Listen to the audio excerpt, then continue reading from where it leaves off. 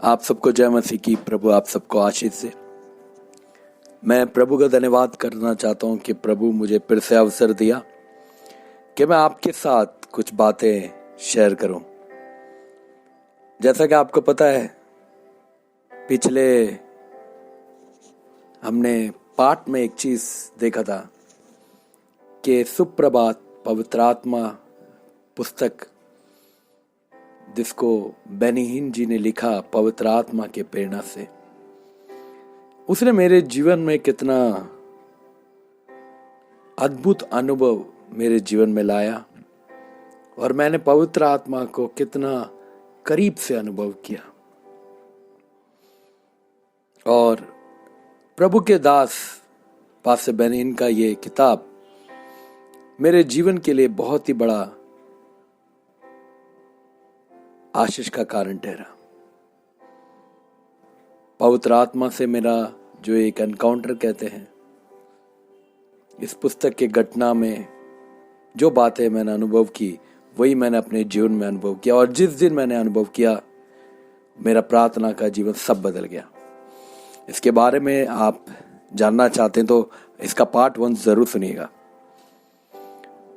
मैं पहले सोच रहा था कि आगे बढ़ूं ना बढ़ूं, लेकिन मैंने YouTube में कुछ लोगों को देखा कि वो इस बात की रुचि रख रहे हैं, क्योंकि मैं चाह रहा था कि कोई गवाही दे, और उन्होंने रुचि रखा।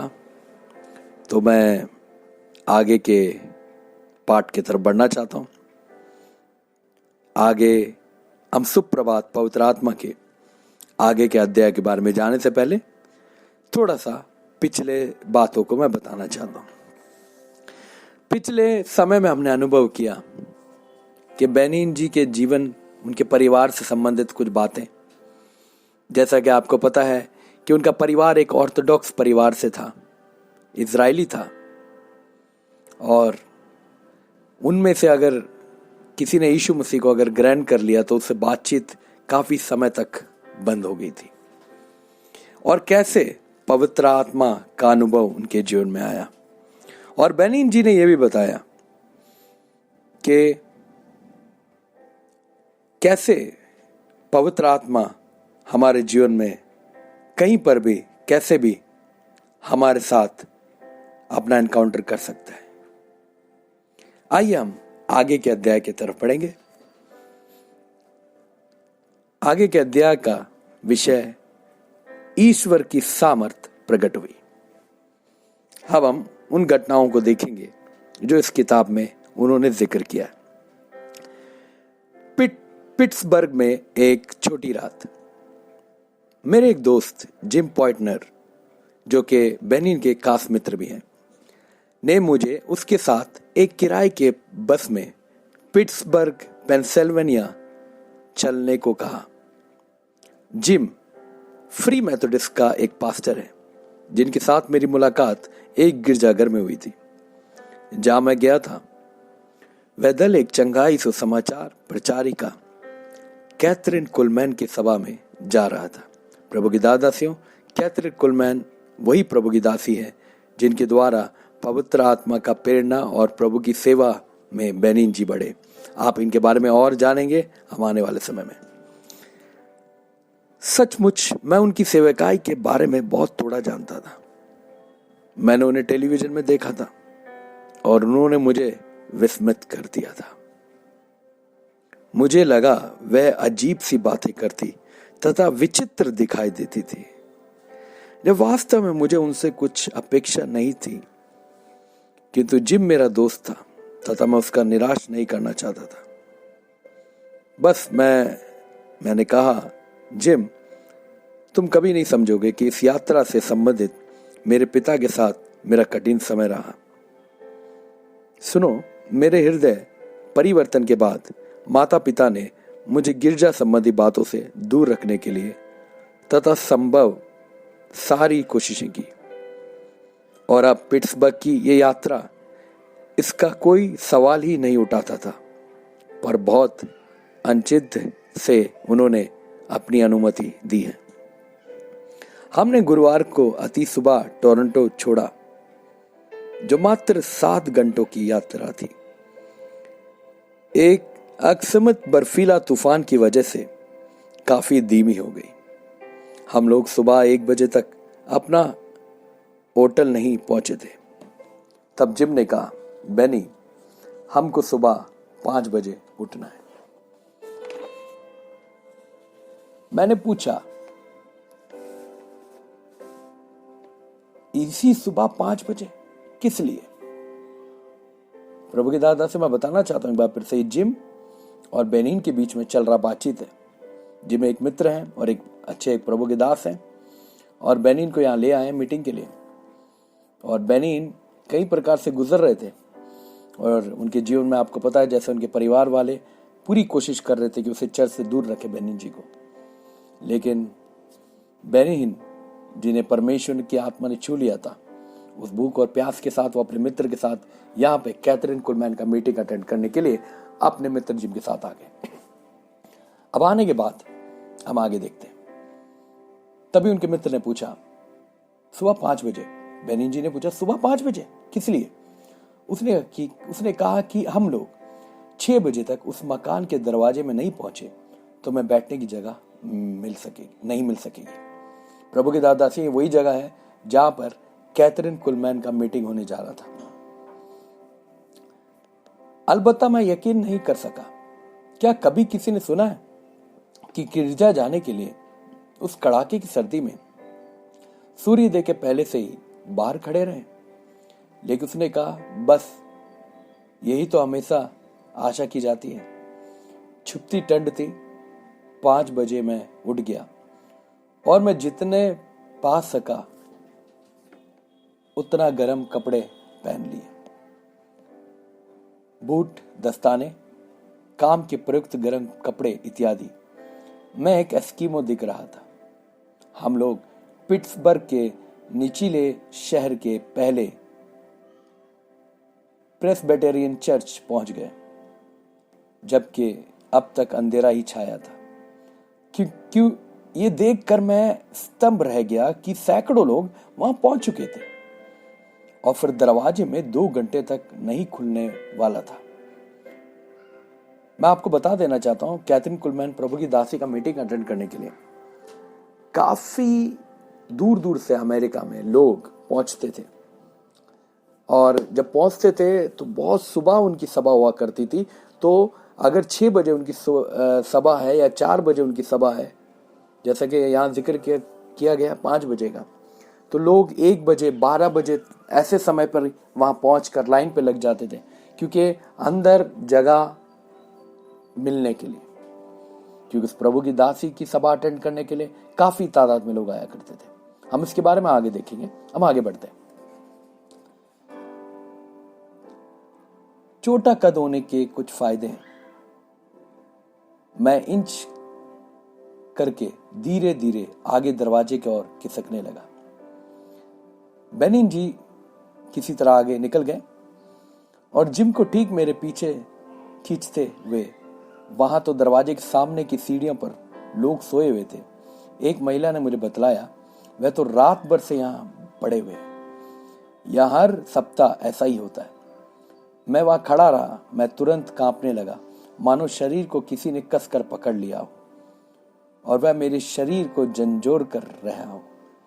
पल भर के लिए मैंने सोचा कि इस कड़ाके की शीत लहर मुझ पर असर कर रही होगी, परंतु मैंने गर्म कपड़े अच्छी तरह पहन रखे थे और बेशक मुझे ठंड तो नहीं लग रहा था।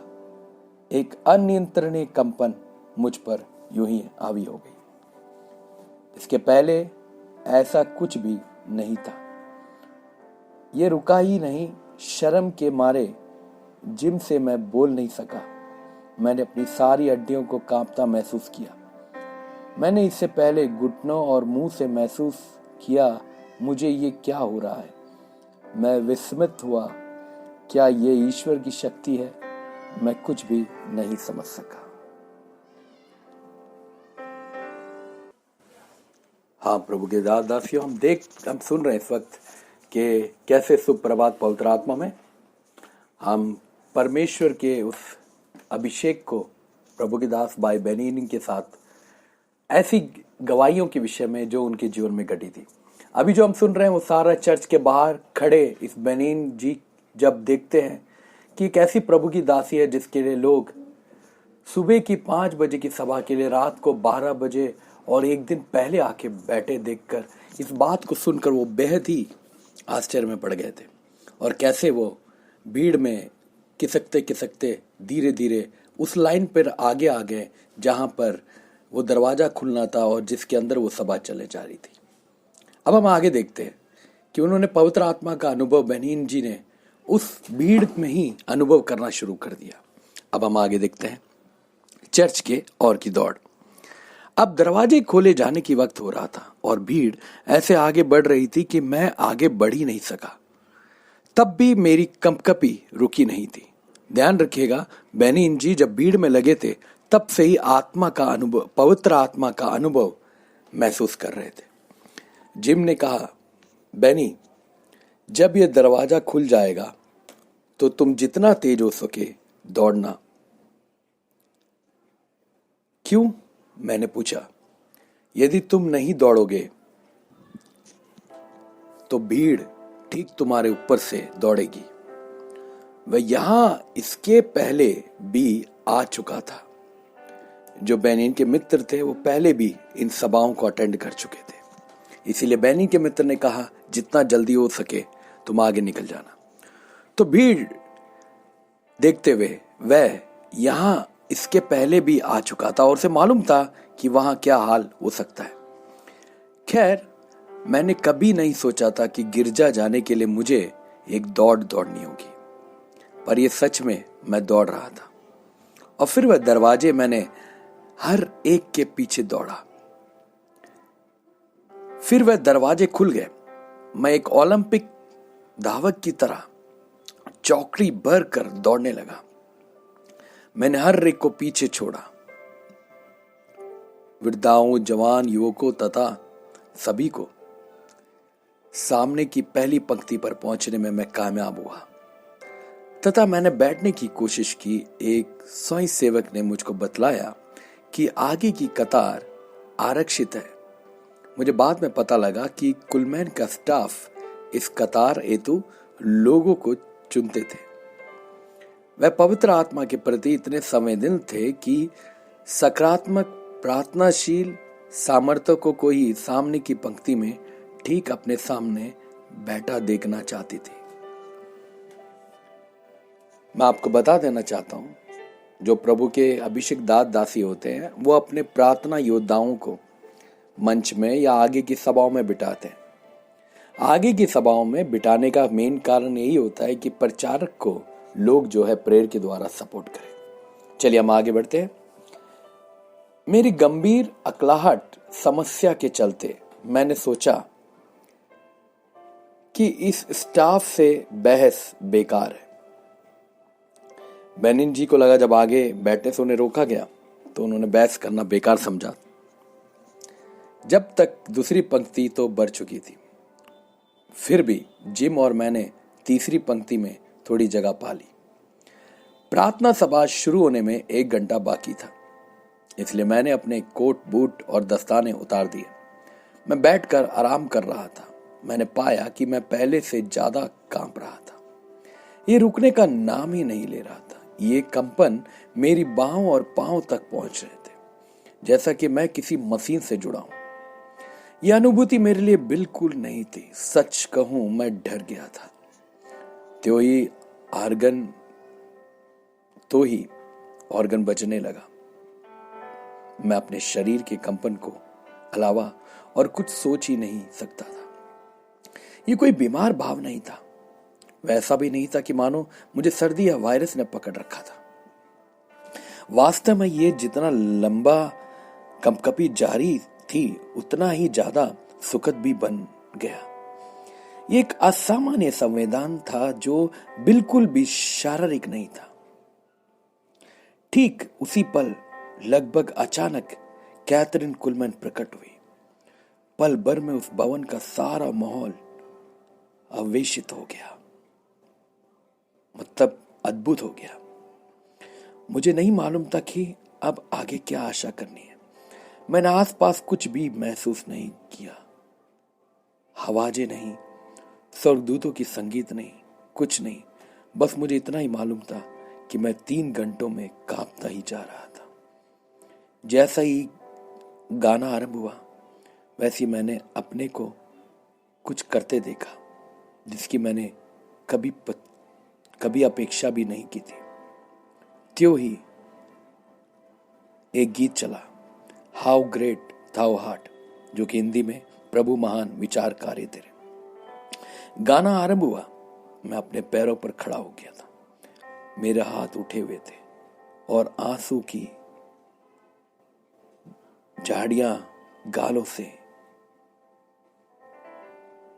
बहने लगी। यह ऐसा था कि मानो मैं विस्फोटक हो गया हूं। इससे पूर्व कभी भी मेरे आंख से आंसू इतनी जल्दी नहीं टपकते थे। इसे अर्श आनंद कहें, ये एक अपार महिमा का साधन भाव था।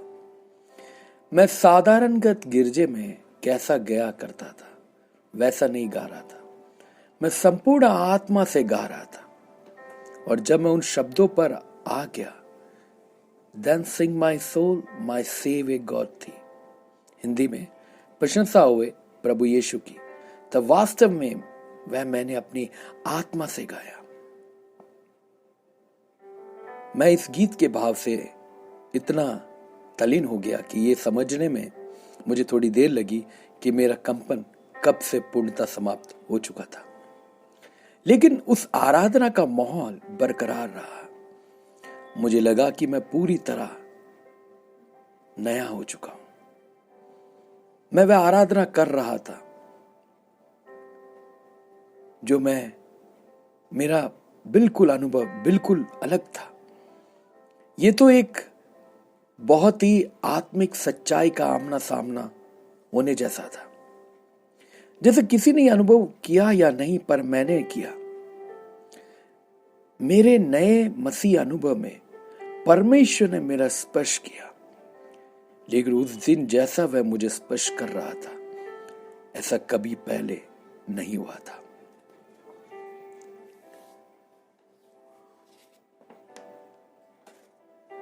Praise Lord. प्रभु के दासियों, मैं आज की विषय यहीं रोकना चाहूंगा और मैं इन चैप्टरों से कुछ बातें आपके साथ शेयर करना चाहता हूं। पहली घटना यह थी कि बेनिन जैसे चर्च पहले अटेंड करते थे, आपको पता है वो एक कलीसिया में जाया करते थे जहां उसके माँ बाप जाया करते होंगे, और उनके पास आत्मिक अनुभव नहीं था। लेकिन जब उन्होंने प्रभु यीशु मसीह को जाना और अंदर से वो लड़ रहे थे, क्योंकि अपने परिवार के साथ रहते हुए भी उनसे बातचीत नहीं था, और एक दिन उनके मित्र उन्हें ले गए, जो कि अभी हमने सुना, और कैसे उन्होंने अनुभव किया कि एक कलीसिया में जाने के लिए इतना संघर्ष करना पड़ रहा है, इतने सारे लोग, ऐसे कैसी पागलपंती उसने सोचा होगा। लेकिन बेनिन जी आत्मा का अनुभव कर रहे थे, और वहां पर उन्होंने उस कलीसिया के अंदर जब एंटर किया, तब उससे पहले ही वो आत्मा के अनुभव में आ चुके थे, उस कपकपी में आ गए थे, क्योंकि पवित्र आत्मा उन्हें अभिषेक कर रहा था, शुद्ध कर रहा था, उन्हें तैयार कर रहा था। प्रभु के दासियों, मैं आपको बताना चाहता हूं, बेनिन का जीवन वहीं से बदल गया, और बेनिन जी ने आगे के विषय में मैं आपके साथ जल्द से जल्द और आगे बढ़ूंगा। लेकिन आज मैं थोड़ा विश्लेषण बता देता हूं इसके विषय में कि पवित्र आत्मा का अनुभव उन्होंने पाया, और उन्होंने एक गीत जो उन्हें बहुत अच्छा लगता है, उन्होंने कहा है कई बार अपने टीवी प्रोग्राम में, प्रभु महान विचारों कार्य तेरे, हिंदी में, और इंग्लिश में then sings my soul my saviour God to thee, प्रशंसा हुए प्रभु यीशु मसीह की, जो कि हिंदी में हम गाते हैं। तो प्रभु के दासियों, यहां पे हम देखते हैं कि कैसे पवित्र आत्मा का अनुभव बेनिन जी ने महसूस किया, और हम इस यात्रा को इसी तरह आरंभ रखेंगे कि आगे कैसे उन्होंने अपने जीवन में और अनुभव हासिल किए। प्रभु की दासियों, मेरे साथ जुड़े रहे। आपके दो, मैं इसके आगे नहीं जाने वाला था, जब मैंने पार्ट 1 बनाया था तो मैंने सोचा कहीं मैं अपने मन के अनुसार तो कार्य नहीं कर रहा हूँ। मैं विचार कर रहा था और मैंने अंदर अनुभव किया, कोई एक व्यक्ति भी अगर मुझे कहीं से बोलता है तो मैं इसका आगे भाग जरूर बनाऊंगा। और उसी दौरान मुझे 2 लोगों ने, मैंने कमेंट्स देखे उनके यूट्यूब में कि उन्होंने कहा, ब्रदर मैं बहुत समय से इस किताब को बारे में सुन रही थी, जानना चाहती थी, और उन्होंने कहा, उत्साहित भी किया कि आप दूसरा पार्ट बनाएं। और मैंने बनाया और मैं आपको विश्वास दिला रहा हूँ, अब अगला देरी नहीं लगेगी, चंद दिनों में मैं ले आऊँगा। आप इसे लाइक करें, शेयर करें, औरों को भी बांटें और प्रभु आपको आशीष दे। आइए एक छोटी सी प्रार्थना करेंगे। पिता परमेश्वर, मैं प्रार्थना करता हूँ तेरे अद्भुत उपस्थिति के लिए। पिता, तेरे दास को तूने जैसे आत्मा का अनुभव दिया, वैसे ही तूने मुझे भी कई अनुभव दिए इस किताब के द्वारा। मैं आने वाले समय में और भी कई चर्चा आपसे करूंगा। मैंने कुछ चर्चा तो पहले पार्ट में किया था, दूसरे पार्ट में भी मैं करूंगा आने वाले समय में। प्रभु जी, मैं प्रार्थना करता हूं इस मैसेज के द्वारा, इस सेवक का पवित्र आत्मा के अनुभव के द्वारा एक को आशीष दीजिए, एक को आप अपनी शांति से भर दीजिए, अपने अभिषेक से भर दीजिए, हर निर्बलता हटा दीजिए पिता। अगर कोई बीमार इसे सुन रहा है तो वो चंगा हो जाए।